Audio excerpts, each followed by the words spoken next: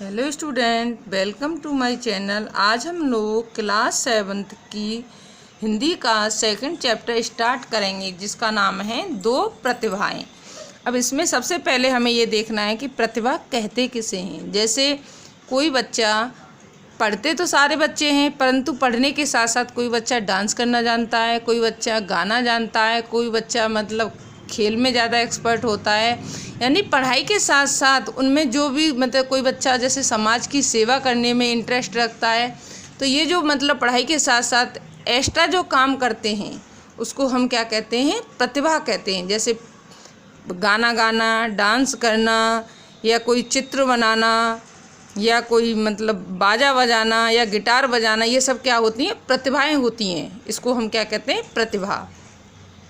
तो चैप्टर का नाम है दो प्रतिभाएं। यानी दो जो लड़की हैं वो एक साथ रहती हैं और उन दोनों में क्या है, अलग अलग प्रतिभाएं। यानी एक लड़की क्या करती है, समाज की सेवा करती है, और दूसरी लड़की क्या करती है, चित्र बनाती है। तो वो दो प्रतिभाएं, दो जो लड़कियां एक साथ रहती हैं, इसीलिए इसका नाम क्या है, दो प्रतिभाएं। समाज में भिन्न प्रकार के कलाकार अर्थात प्रतिभाएं होती हैं और वे भली भांति अपनी अपनी कला का प्रदर्शन भी करते हैं। परंतु कुछ कलाकार ऐसे होते हैं जो कलाकार तो होते हैं, परंतु समाज से उन्हें कोई सरोकार नहीं होता है। सरोकार का मतलब है उन्हें कोई मतलब नहीं होता। यानी कुछ लोग ऐसे होते हैं जिनमें प्रतिभाएं होती हैं, परंतु वो समाज को कुछ देना नहीं चाहते हैं, केवल उस प्रतिभा को क्या करते हैं, अपने तक ही सीमित रखना चाहते हैं। इस पाठ में भी दो प्रतिभाएं हैं, वे दोनों साथ रहते हुए भी एक साथ नहीं रहते। इनमें एक समाज सेविका है और दूसरी चित्रकार। चित्रकार का मतलब जो चित्र बनाती है। दोनों ही एक दूसरे के काम में बिल्कुल रुचि नहीं रखती। यानी प्रतिभा तो दोनों के अंदर है, परंतु रुचि कोई भी एक दूसरे कार्य में नहीं रखती। दोनों क्या करती हैं, अलग अलग, अब उनका दोनों का अलग अलग क्या है, क्षेत्र है। यानी वो एक दूसरे को सपोर्ट नहीं करती हैं। प्रत्येक मनुष्य की अपनी एक सोच होती है और वह उस सोच के आधार पर कार्य करता है। परंतु यदि हम किसी को जीवन दान देते हैं या समाज की सेवा में समर्पित होते हैं, तो वही सबसे बड़ा धर्म होता है। देखो बच्चों, अगर किसी के अंदर कोई टैलेंट है या कोई प्रतिभा है, तो उसको हमें दूसरे व्यक्ति को देना चाहिए, क्योंकि समाज का कल्याण तो तभी होगा जब हम उस प्रतिभा को किसी दूसरे व्यक्ति को दिखाएंगे या उसको सिखाएंगे। जब तक हम किसी दूसरे व्यक्ति को अपनी प्रतिभा को दिखाएंगे नहीं, सिखाएंगे नहीं, तो उसका कोई भी मीन्स नहीं है। यानी उसका कोई अर्थ नहीं है। वो हमारी प्रतिभा क्या है, बेकार हुआ है।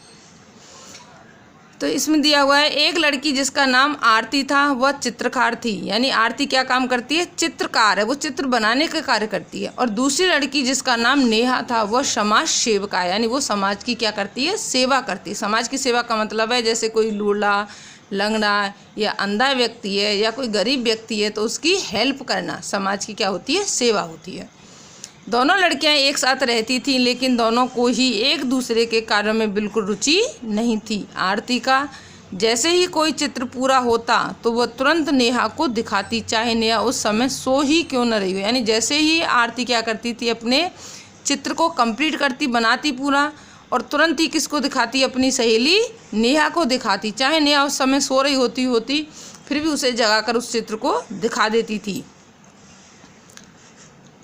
नेहा को दिखाती, चाहे नेहा उस समय सो ही क्यों न रही हो। आरती के जागने पर नेहा झुंझला यानी क्रोधित हो जाती, लेकिन आरती को इस बात से कोई फर्क न पड़ता। एक दिन वह अपना चित्र पूरा होने की खुशी में चहककर नेहा से कहने लगी, नेहा देख न, मैंने कितना सुंदर चित्र बनाया। यानी एक दिन क्या हुआ कि जैसे ही आरती का चित्र कंप्लीट हुआ और उसने अपनी फ्रेंड किसको दिखाया, नेहा को दिखाया, और बोली कि नेहा देख, मैंने कितना सुंदर चित्र बनाया। नहीं, वो चित्र उसको कैसा लगता, बहुत सुंदर लग रहा था। देख लेना, पहला इनाम मुझे ही मिलेगा। नेहा ने फिर झुंझला कर कहा, तेरे इस चित्र में मुझे तो बिल्कुल समझ नहीं आ रहा है कि 84 लाख योनियों में से आखिर यह किस जीव की तस्वीर बनाई है। देखो 84 लाख योनियाँ, यानी इसमें जो जन्म है हमारा, ऐसे कहते हैं जो मनुष्य जन्म है वो हमें 84 लाख योनियों के चक्कर लगाने के बाद एक बार मनुष्य जन्म प्राप्त होता है। इसलिए इस मनुष्य जन्म का हमें क्या करना चाहिए, अच्छी तरह से उपयोग करना चाहिए। इसको अच्छे कार्यों में लगाना चाहिए, न कि इसको गलत कार्यों में और अपने जीवन को व्यर्थ गंवाना चाहिए।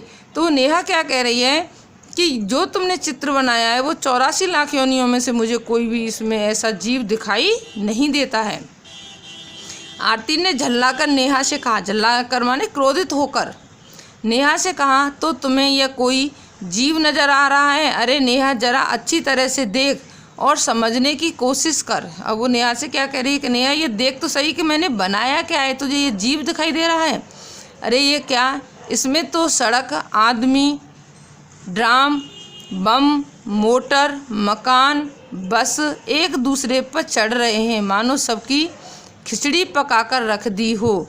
ये क्या घन चक्कर बनाया है? घन चक्कर मतलब कुछ समझ में ही नहीं आ रहा है कि इतनी सारी चीज़ें मतलब क्या कर दी उसने, एक साथ बना दी हैं कि जिसमें आदमी भी है, सड़क भी है, ड्राम भी है, बस भी है, मोटर भी है, मकान भी है, यानी सब एक उसमें बने हुए हैं, मानो सबकी खिचड़ी पकाकर रख दी हो। कौन कह रहा है? ये नेहा कह रही इस बात को। किससे? आरती से। ये क्या गहन चक्कर बनाया है? चित्र रखते हुए नेहा ने कहा। नेहा ने क्या कहा कि मुझे तो समझ में नहीं आ रहा है ये तुमने बनाया क्या है, जरा सोच कर तो बता कि ये चित्र किसका प्रतीक है। नेहा ने आरती से कहा कि ये चित्र तेरी बेवकूफ़ी का प्रतीक है। कौन कह रही है? नेहा ने आरती से कहा, यानी आरती तो उससे कह रही है कि ये सोच के ये चित्र किसका है, परंतु नेहा क्या कह रही है? नेहा ने आरती से कहा कि ये चित्र तेरी बेवकूफ़ी का प्रतीक है।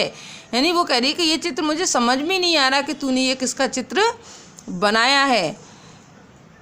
तो कुछ समझ में आया बच्चों? इसमें मतलब दो प्रतिभाएं एक साथ रह रही हैं। प्रतिभा का मतलब है उसमें अलग अलग क्या है, टैलेंट है।